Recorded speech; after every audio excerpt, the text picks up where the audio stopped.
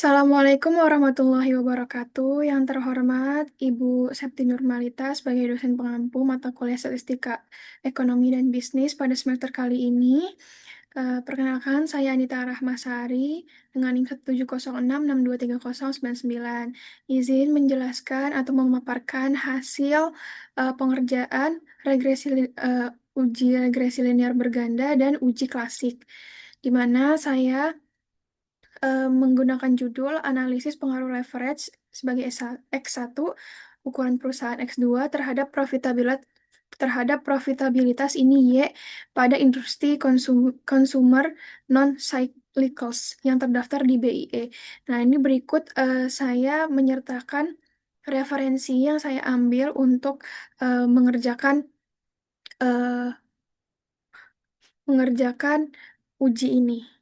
Nah, di sini saya mengambil 30 sampel dari 30 perusahaan, di mana saya mm, X1-nya yaitu total assets atau size ukuran perusahaan, X2-nya itu DER, leverage terhadap perusahaan, terus Y-nya itu profitabilitas.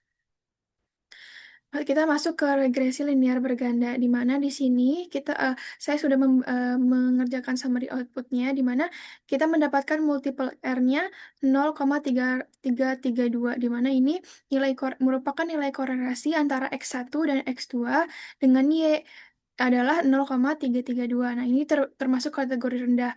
Nah, untuk kategorinya saya ambil dari sini. Ini kategori yang ini. Saya ngambil dia kan 0,332, dia masuk ke kategori rendah. Nah, kita juga ada nilai koefisien determinasinya nih di sini. Kita ambil dari adjusted R square, di mana dia nilainya 0,044 atau 4,4%, yang berarti X1 dan X2-nya menjelaskannya hanya sebesar 4,4%. Sisanya dipengaruhi oleh faktor lain. Jadi, eh, menjelaskan Y-nya ini hanya 4,4%.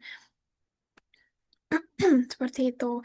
Nah, ini ada uji ANOVA juga. Di sini kita masuk ke uji F, di mana uji F-nya nilainya 1,669. Dan kita masuk ke signifikansi F-nya. Nilainya sebesar 0,207, di mana nilai p-value-nya itu kita pakai yang kriteria pengujian alfanya 5% di sini. Nah, ini kan lebih besar ya, lebih besar daripada p-value-nya. Maka kesimpulannya di sini tidak terdapat pengaruh signifikan secara simultan antara variabel X dan total X1, X2 terhadap Y. Nah, di sini juga H0 dapat diterima.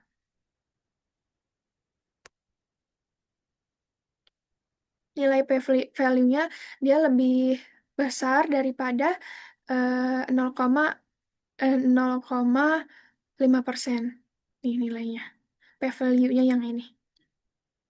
Baik, di sini kita masuk ke eh, uji T. Di sini uji T-nya di bawah apa di atas 0,05 juga sama p-value-nya juga, maka kita bisa simpulkan variabel X1 tidak signifikan mempengaruhi Y dan variabel X2 tidak signifikan mempengaruhi Y. Dan di sini juga kita ada persamaan regresi di mana kita ngambil dari koefisien. Nah, di sini tuh Y-nya 59,783 dikurang karena dia minus, ya.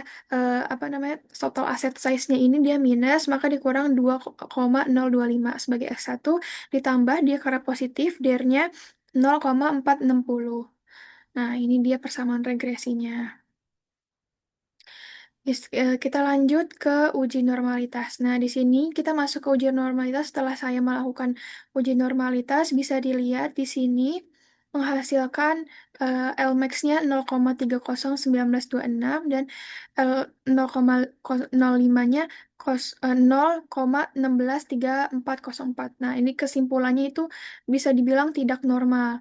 Ini udah saya buat juga grafik uji normalitasnya, Kolmogorov Smirnov, di mana berdasarkan grafik uji normalitas ini dapat disimpulkan bahwa data residual dari model regresi tidak berdistribusi normal. Hal ini ditunjukkan oleh nilai Lmax-nya sebesar segini yang lebih besar dibandingkan nilai kritis dari tabel L-nya pada tingkat signifikansi 5% seperti itu. Jadi ini datanya, ujinya ini tidak normal. Kita masuk ke uji klasik selanjutnya yaitu uji multikolinearitas. Di sini setelah saya melakukan uji bisa dilihat, nah ini spesifikasi modelnya Y profitabilitas X1 ukuran perusahaan, X2 leverage. Ini ada rumus rumus dari untuk melakukan uji multikolinearitas. Di sini kita bisa lihat hasilnya. Nah, ini tuh kan dia lebih lebih kecil ya daripada 10 ini. FI FI F-nya. Dia kan lebih kecil daripada toleransinya ini kan lebih kecil daripada 10. Makanya berarti kalau nilai variansnya lebih kecil dari 10, maka antar besar bebasnya, variabel bebasnya X1, X2 tidak ada gejala multikolinearitas nih. Berdasarkan tabel uji multikolinearitas pada gambar eh, di sini, nilai koefisien korelasi R-nya antara variabel X-nya itu menunjukkan adanya hubungan korelasi yang sangat lemah dan positif antara kedua variabel independen tersebut. Maka kita bisa simpulkan kalau misalkan tingkat kolerasi antara X1 dan X2 sangat rendah sehingga tidak ada indikasi multikolinearitas. Dengan demikian, kedua variabel dapat digunakan secara bersamaan dalam model regresi tanpa menimbulkan bias estimasi akibat hubungan linear yang tinggi antar variabel independen. Seperti itu. Kita lanjut ke uji heteroskedastisitas. Nah, di sini setelah saya menguji, di sini kita ada summary output ANOVA dan kita lihat langsung ke p-value-nya di mana p-value-nya ini harus lebih besar, eh, dia lebih besar 0,05. Nah, di sini kan dia lebih besar ya p-value-nya. Nah, makanya kita bisa simpulkan tidak ada gejala heteroskedastisitas karena semua nilai p-value-nya lebih besar dari 0,05. Artinya varians dari model ini tuh sudah konstan dan model regresinya lolos uji asumsi heteroskedastisitas. Bisa lanjut ke uji selanjutnya, yaitu uji autokorelasi. Kita masuk ke uji autokorelasi. Nih, setelah saya hitung dari data yang sama, nah, di sini kita masuk ke residual outputnya. Di sini ada residual satu, residual pangkat 2 dan residual dikurang satu pangkat 2. Nah, setelah itu kita menggunakan rumus Darwin-Watson. Di sini rumus Darwin-Watsonnya seperti ini. Nah, kita mencari DW-nya dulu nih, Darwin-Watsonnya. Ya, DW-nya ini dari sini. Dari hasil kedua ini, maka menghasilkan 1,8764. Dan DL-nya dapat dari tabel. Ada tabelnya dia. Menghasilkan 1,2837. Nah, untuk DU-nya sama dari tabel juga dengan asumsi 30 perusahaan dan dua variabel. Ini saya ambil dari sana dari tabel tersebut. 1,56666.